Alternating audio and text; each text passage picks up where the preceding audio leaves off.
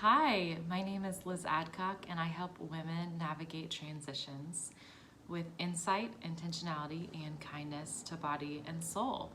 And today I want to talk about the difference between change and transition.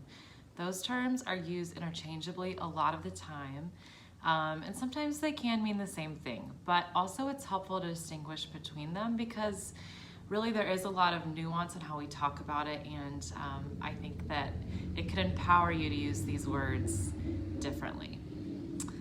So change I want to define as something that happens externally.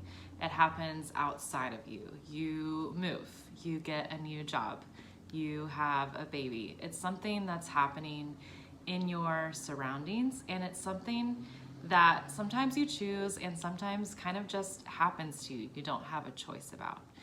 So this is kind of a just brief overview of an external change. Now a transition, by contrast, is internal. It's something that happens in our body, deep within our soul.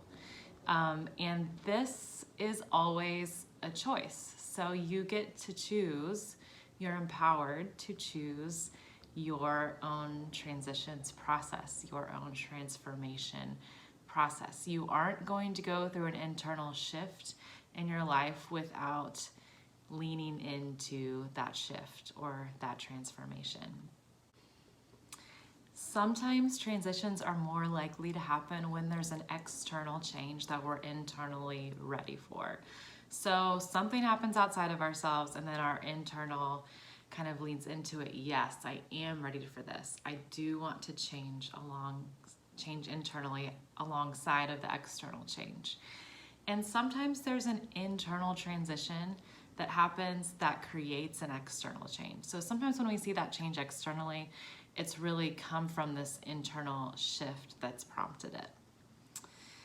So an examples that correlate to the changes I listed above for transition are you move to a new place, and in that place there's people that change your idea about how you think of yourself. Or you get a new job that's so different from your last one that your internal view of yourself changes. Or there's more leadership, more responsibilities that create a container for your growth. Or you have a baby and it's the first time you've had a baby, so you're defining yourself as a mother for the first time. Or perhaps you have your first baby with disabilities and you begin to define yourself by the strength that it takes to be a mother to a child of disabilities. Bruce Feiler defines transition as a vital period of adjustment, creativity, and rebirth that helps one find meaning after a major life disruption.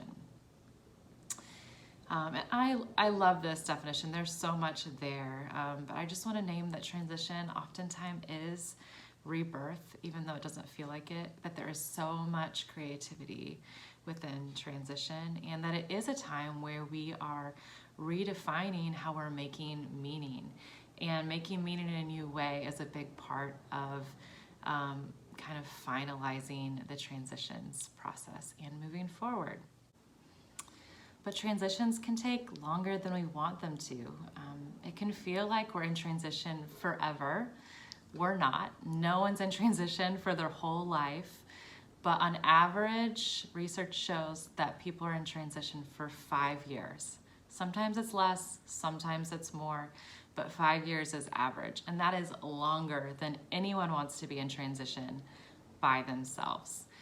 So I'm here to be in it with you. I'm here to help guide you, help to lessen the time, and also make it lessen the discomfort and the distress, and to increase the amount that you're able to evolve and transform. We spend a huge part of our lives in these in-between spaces in our identity. And so navigating life transition is really a skill that you need. And I am on a mission to help women learn this skill, to do this well, and to be well in the process. So follow me, subscribe to my email list, or reach out for coaching if this is something that I could help you with. I would love to be in conversation and see what your needs are.